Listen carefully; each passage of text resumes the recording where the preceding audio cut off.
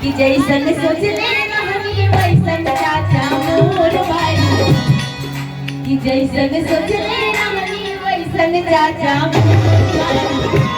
सबका से बेजोर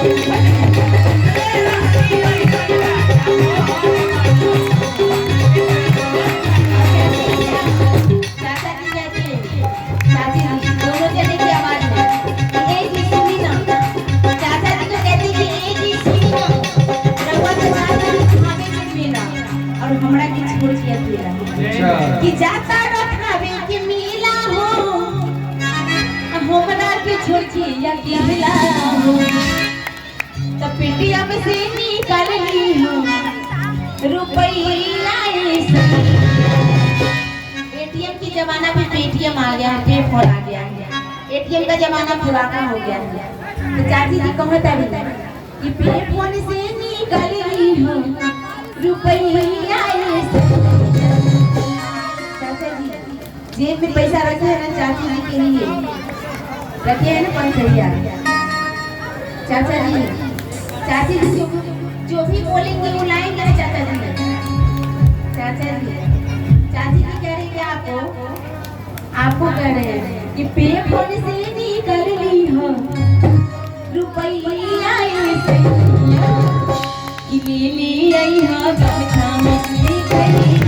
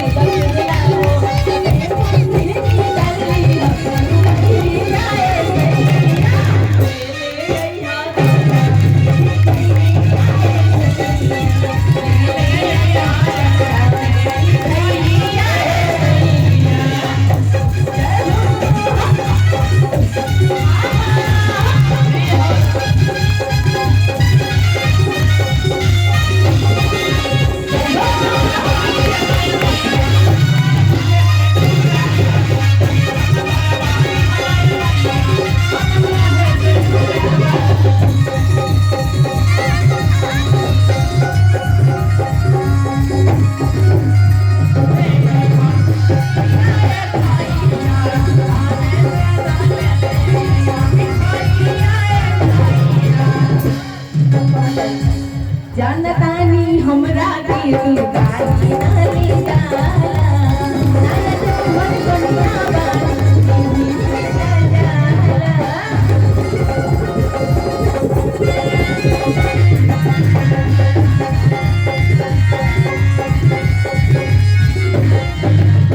जानतानी हमरा के तू गाली ना ले जाला ना तो मन बनिया बानी तेरी से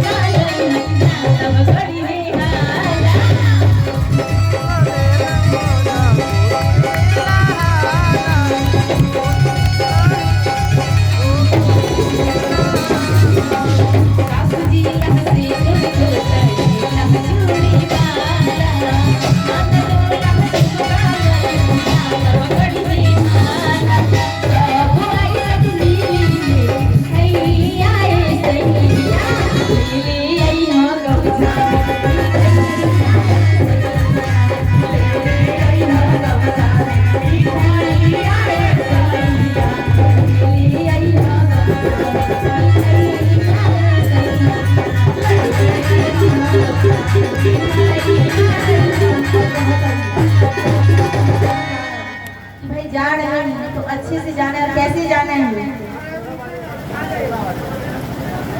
इनको समझा रहे हैं कैसे जाना है। एक बार जोरदार ताली बजा देंगे हमारे प्यारे चाचा। ओ मेरी मैया चाचा जी के लिए है कि तेरी दीवानी आई है। बोले साची दरबार की शेरों वाली मैया की। इतने भी लोग बाबा के दीवाने हैं और माता रानी के दीवाने हैं और दीवाने बन के बाबा के दरबार में आएंगे, माता रानी को मनाने आए हैं। सब लोग भजन में ताली बजाएंगे। कहेंगे क्या कि तेरे